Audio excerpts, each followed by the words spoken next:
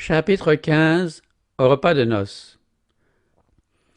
Ce n'est pas en accomplissant quelque grand exploit à Jérusalem, en présence du Sanhédrin, que Jésus commença son ministère. Il manifesta sa puissance dans un petit village galiléen pour accroître la joie d'une fête de noces. Par là, il montrait sa sympathie pour les hommes et son désir de les rendre heureux. Au désert, il avait bu à la coupe de douleur de la tentation. Il tendait aux hommes la coupe de bénédiction, sanctifiant par sa présence les relations de la vie humaine. Après avoir quitté le Jourdain, Jésus était retourné en Galilée. Un mariage devait avoir lieu à Cana, petite ville voisine de Nazareth. Jésus, étant informé de cette réunion de famille, se rendit près des fiancés, parents de Joseph et de Marie, et fut invité, ainsi que ses disciples, aux noces. Il revit ainsi sa mère, dont il avait été séparé pendant quelque temps. La nouvelle de la manifestation qui s'était produite au Jourdain, à l'occasion du baptême de Jésus, avait été apportée à Nazareth et avait ravivé en elle le souvenir des scènes qu'elle conservait dans son cœur depuis tant d'années. Très profondément impressionnée aussi par la mission de Jean-Baptiste, qui avait remué tout Israël, elle se rappelait la prophétie prononcée à sa naissance. Les relations de Jésus avec le Baptiste ranimaient ses espérances.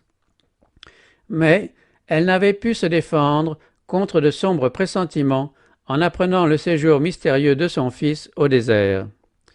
Depuis le jour où elle avait reçu la visite de l'ange dans sa maison à Nazareth, Marie avait recueilli précieusement dans sa pensée tout ce qui lui prouvait que Jésus était le Messie. Sa vie, pleine de douceur, absolument exempte d'égoïsme, lui donnait la certitude qu'il ne pouvait être que l'envoyé de Dieu. Cependant, elle connaissait, elle aussi, les doutes et les déceptions, et elle soupirait après le moment où il manifesterait sa gloire. La mort lui avait envolé Joseph, qui partageait son secret au sujet de la naissance de Jésus. Il ne lui restait personne à qui confier ses espoirs et ses craintes. Les 2 derniers mois avaient été pour elle des mois de souffrance. Privée de la présence de Jésus, dont la tendresse était son seul réconfort, elle méditait les paroles de Siméon, « Une épée te transpercera l'âme ». Elle se souvenait des 3 jours passés dans l'angoisse lorsqu'elle avait cru son fils perdu à jamais, et, anxieuse, elle attendait son retour. Elle le revoit à la fête des noces. Il est toujours le fils tendre et soumis. Pourtant ce n'est plus le même homme. Son visage, transformé, porte les traces de la lutte soutenue au désert. Une expression de dignité et de puissance révèle sa mission céleste. Il est accompagné d'un groupe de jeunes hommes qui le suivent du regard avec respect en l'appelant maître. Ses compagnons de Jésus racontent à Marie ce qu'ils ont vu et entendu au moment du baptême et à d'autres occasions. Et il conclut en disant « Nous avons trouvé celui dont il est question dans la loi de Moïse et dans les prophètes. » Certains autres, dès leur arrivée, semblent préoccupés par quelques questions d'un intérêt supérieur. Une sorte d'excitation contenue règne bientôt dans toute la société. De petits groupes s'entretiennent à voix basse et des regards curieux se portent vers le fils de Marie. En entendant le témoignage que les disciples rendent à Jésus, Marie constate que ses espérances, longuement entretenues, ne sont pas vaines. Elle eût été au-dessus de l'humanité si un peu de fierté maternelle ne s'était mêlé à sa sainte joie. Voyant tant de regards dirigés sur Jésus, elle désirait vivement qu'il donnât une preuve du choix dont Dieu l'honorait. Elle espérait qu'une occasion lui serait donnée d'accomplir un miracle en leur présence. Les fêtes de noces duraient ordinairement plusieurs jours. Il se trouva que la provision de vin fut épuisée avant la fin de la fête. Cette découverte occasionna de la perplexité et du regret, car on n'avait pas l'habitude de se priver de vin les jours de fête, et c'était manquer d'hospitalité que d'en en point donner. En tant que parente des fiancés, Marie avait participé à l'organisation de la fête. Elle confia son souci à Jésus, « Ils n'ont pas de vin ». C'était lui suggérer de pourvoir aux besoins. Mais Jésus répondit, « Femme, que veux-tu de moi ? Mon heure n'est pas encore venue. » Cette réponse, qui peut nous paraître un peu rude, n'exprimait ni froideur ni manque de courtoisie. Le langage que le Sauveur tint à sa mère était parfaitement en accord avec les coutumes orientales. On se servait des mêmes expressions pour s'adresser à des personnes auxquelles on témoignait le plus grand respect. Tous les actes de la vie terrestre du Christ ont d'ailleurs été en harmonie avec le précepte qu'il avait donné lui-même « Honore ton père et ta mère ». Sur la croix, accomplissant un dernier acte de tendresse envers sa mère, Jésus s'adressa à elle dans les mêmes termes en la remettant aux soins de son disciple bien-aimé. À la fête de noces et plus tard sur la croix, l'affection que Jésus exprimait par le ton, le regard et le geste servait à interpréter ses paroles. Au temps de son enfance, lors de sa visite au temple, à l'heure où le mystère de sa carrière s'ouvrait devant lui, Jésus avait dit à ses parents « Ne saviez-vous pas qu'il faut que je m'occupe des affaires de mon Père ?» Ces paroles étaient le programme de sa vie entière et de son ministère. Tout était subordonné à son œuvre, cette grande œuvre de rédemption qu'il venait accomplir dans le monde. Il répétait aujourd'hui cette leçon. Marie était en danger de croire que sa maternité lui donnait un droit particulier sur Jésus, celui de le diriger jusqu'à un certain point dans sa mission. Jusqu'à l'âge de 30 ans, il était resté pour elle un fils aimant et obéissant. Son amour n'a pas changé, mais il doit maintenant s'occuper des affaires de son père. Aucun lien terrestre ne peut distraire de sa mission le Fils du Très-Haut ou influencer la conduite du Sauveur du monde. Il lui faut toute sa liberté pour accomplir la volonté de Dieu. C'est un enseignement pour nous. Les droits de Dieu priment même les liens de la parenté. Aucun attrait humain ne doit nous détourner du sentier dans lequel il nous invite à marcher. L'unique espoir de rédemption pour la race déchue réside en Christ. Marie elle-même ne pouvait trouver le salut qu'en l'agneau de Dieu. Elle n'avait aucun mérite à faire valoir. Sa parenté avec Jésus n'affectait pas plus sa relation spirituelle avec lui qu'avec tout autre être humain. C'est là ce que signifient les paroles du Sauveur. Il veut établir une distinction nette entre ce qui l'attache à elle en tant que fils de l'homme et sa qualité de fils de Dieu. Le lien familial qui les unissait ne la plaçait pas sur un pied d'égalité avec lui. Les paroles « Mon heure n'est pas encore venue » montrent que tous les actes de la vie terrestre du Christ ont été accomplis conformément à un plan existant de toute éternité.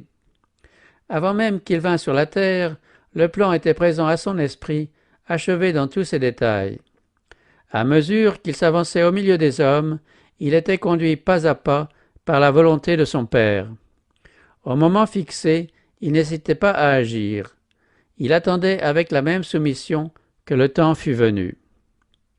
En disant que son heure n'était pas encore venue, Jésus répondait à la pensée non exprimée par Marie au sujet de l'attente qu'elle chérissait en commun avec son peuple. Elle espérait qu'il allait se manifester en qualité de Messie et monter sur le trône d'Israël. Mais le moment n'était pas arrivé. Jésus avait accepté de partager le lot de l'humanité, non en tant que roi, mais en tant qu'homme de douleur, connaissant la souffrance. Bien que Marie n'eût pas une juste conception de la mission du Christ, elle avait en lui une foi implicite. Aussi, Jésus répondit-il à cette foi. Ce fut pour honorer la confiance de Marie et pour affirmer la foi des disciples que le premier miracle fut accompli. Nombreuses et fortes allaient être les tentations que l'incrédulité présenterait aux disciples. À leurs yeux, les prophéties montraient que Jésus était le Messie, et cela avec une clarté invincible. Ils pensaient que les conducteurs religieux le recevraient avec une confiance encore plus grande que celle qu'eux-mêmes nourrissaient. Ils faisaient part au peuple de ses œuvres merveilleuses et de la confiance avec laquelle ils considéraient sa mission. Mais ils étaient stupéfaits et amèrement déçus en constatant l'incrédulité, les préjugés fortement enracinés, la haine manifestée contre Jésus par les prêtres et les rabbins. Les premiers miracles du Sauveur avaient pour but de fortifier les disciples en face de cette opposition. Nullement déconcertée par les paroles de Jésus, Marie dit au serviteur chargé de servir le repas « Tout ce qu'il vous dira, faites-le ». Elle fit ainsi ce qui dépendait d'elle pour préparer la voie à l'œuvre du Christ. Il y avait, à l'entrée de la porte, 6 grands vases de pierre. Jésus ordonna aux serviteurs de les remplir d'eau, ce qui fut fait.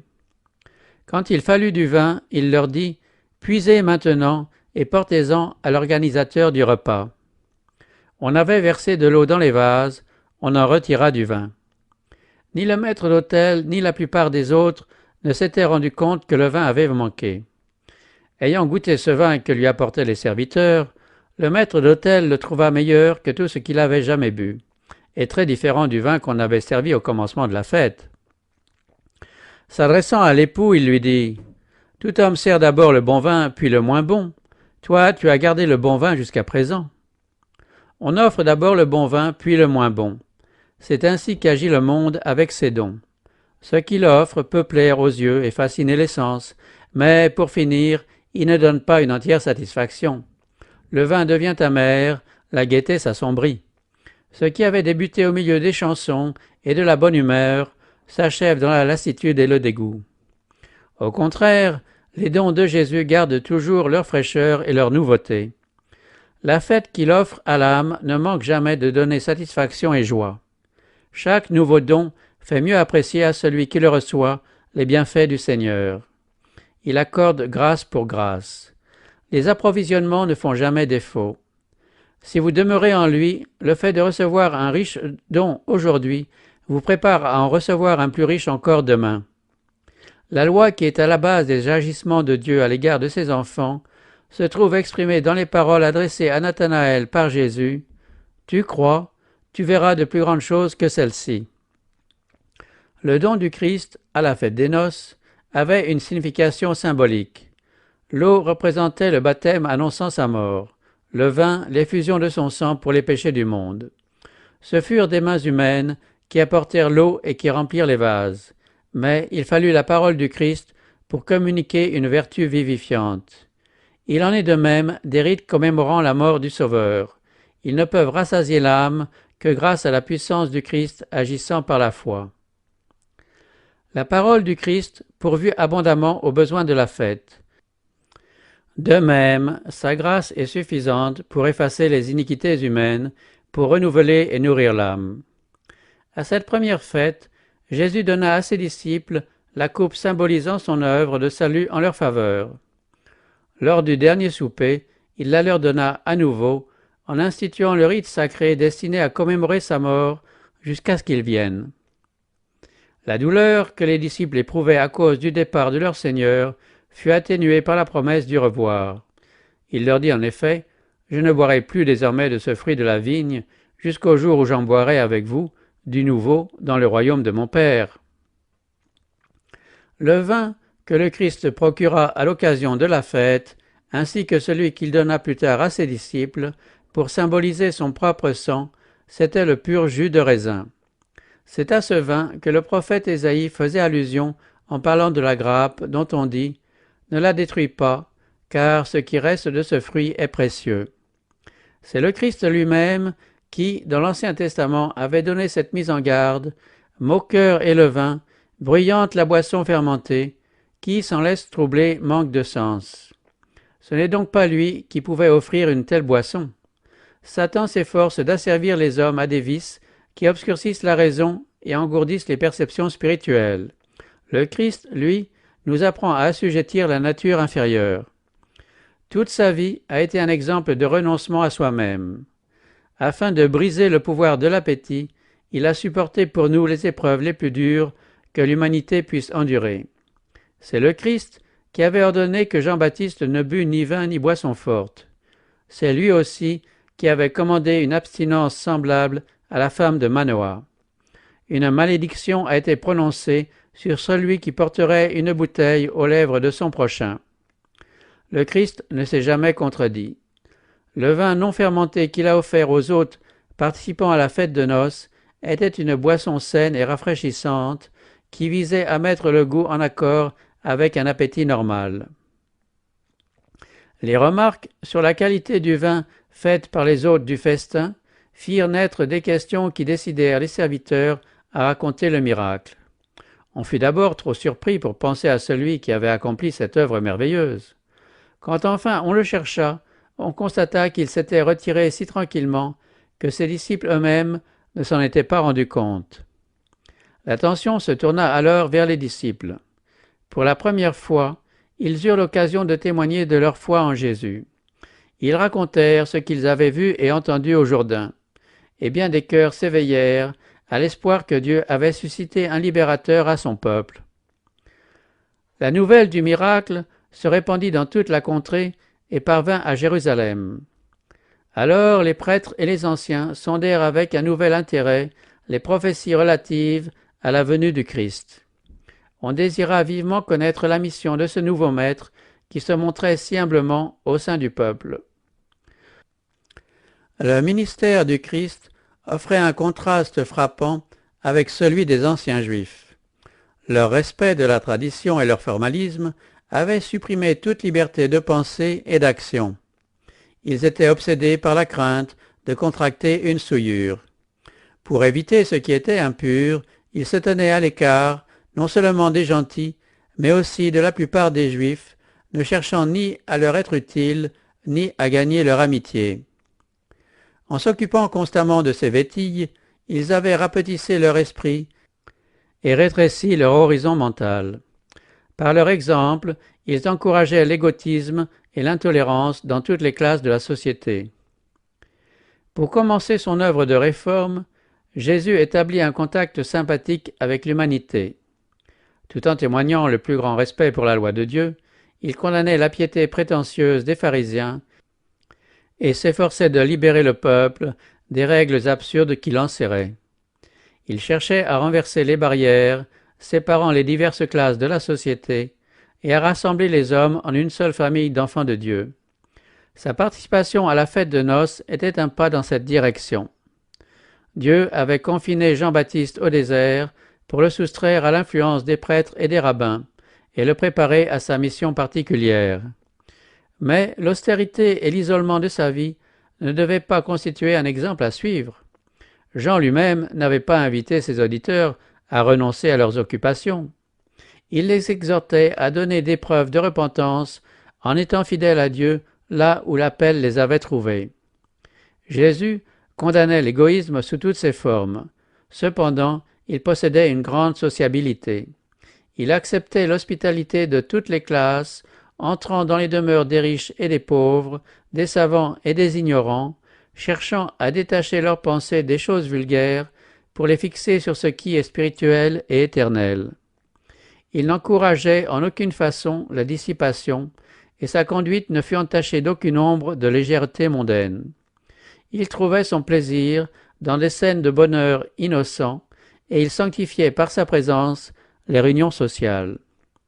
Un mariage juif était un fait important, et les joies qu'il occasionnait ne déplaisaient point au Fils de l'homme. En assistant à cette fête, Jésus a honoré la divine institution du mariage. Dans l'Ancien comme dans le Nouveau Testament, la relation conjugale sert à représenter l'union tendre et sacrée qui existe entre le Christ et son peuple. La joie d'un festin de noces évoquait à l'esprit de Jésus la joie de ce jour où il introduira son épouse dans la maison du Père, où les rachetés s'assiéront avec le Rédempteur pour le souper des noces de l'agneau. Il dit, « Comme la fiancée fait la joie de son époux, tu feras la joie de ton Dieu. » On ne te nommera plus la délaissée, mais on t'appellera celle en qui j'ai mis mon plaisir, car l'Éternel mettra son plaisir en toi. Il éprouvera à ton sujet une grande joie. Dans son amour pour toi, il gardera le silence. Il sera plein d'allégresse à cause de toi. Quand la vision des choses célestes lui fut accordée, l'apôtre Jean écrivit « J'entendis comme la voix d'une foule nombreuse, comme la voix de grandes eaux, et comme la voix de fort tonnerre, disant « Alléluia, car le Seigneur Dieu le Tout-Puissant a établi son règne. Réjouissons-nous, soyons dans l'allégresse et donnons-lui gloire, car les noces de l'agneau sont venues, et son épouse s'est préparée. Heureux ceux qui sont appelés au festin de noces de l'agneau. » Jésus voyait en tout homme une âme appelée à son royaume. Il atteignait les cœurs en se mêlant à la foule comme un bienfaiteur. Il s'approchait d'eux alors qu'ils étaient occupés à leurs tâches quotidiennes et s'intéressait à leurs affaires. Il entrait dans les maisons pour y enseigner et plaçait les familles dans leur propre foyer sous l'influence de sa divine présence. La sympathie personnelle qu'il savait manifester intensément lui gagnait les cœurs. S'il lui arrivait de se retirer sur une montagne pour prier dans la solitude, ce n'était là qu'une préparation pour les travaux de la vie active au milieu des hommes. Après ces occasions, il sortait pour soulager les malades, instruire les ignorants, briser les chaînes dont Satan liait ses captifs. C'est par des contacts et des rapports personnels que Jésus formait ses disciples.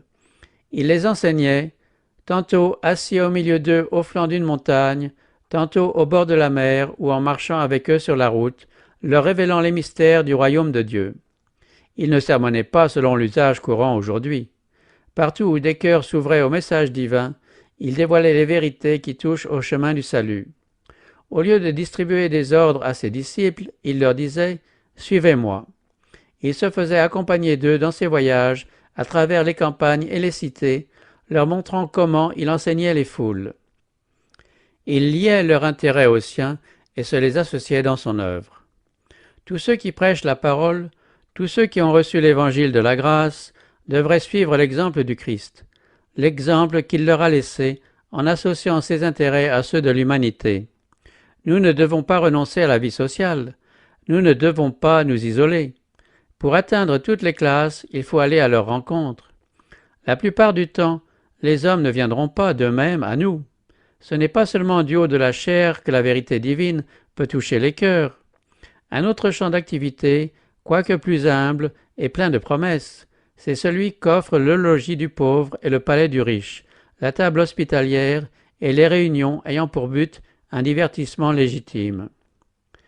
Si nous sommes disciples du Christ, l'amour des plaisirs ne nous fera pas nous mêler au monde pour participer à ses folies. De cela, il ne résulterait que du mal. Nous ne devons jamais sanctionner le péché, soit par nos paroles ou nos actions, soit par notre silence ou notre présence. Que Jésus nous accompagne partout. Montrons à tous combien il nous est précieux.